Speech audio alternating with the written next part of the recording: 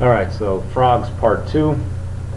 So now we're going to select 150 of the frogs that have a 1 in 8 chance of having some trait, and then we got to find the mean and standard deviation and verify we can use a normal model.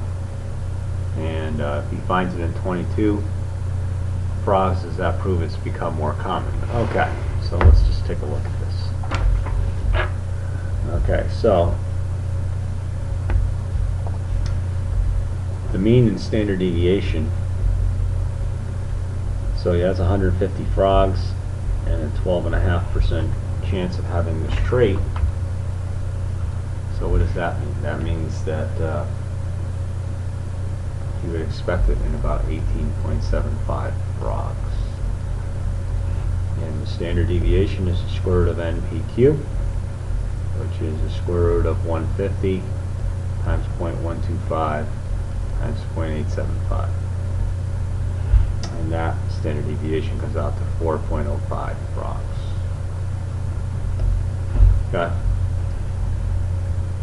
And then it says verify we can use a normal model. So we got to check that NP is greater than 10 and NQ is greater than 10. Okay, so NP we already know 18.75 is greater than 10, and NQ would be 150 times 0.875, which would wind up giving us 131.25. So that's greater than 10 as well. So it meets both models. It meets both conditions.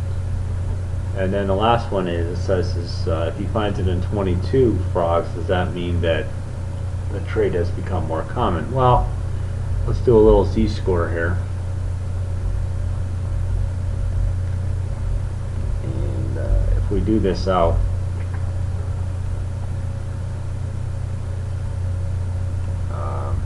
we would find that 22 minus 18.75,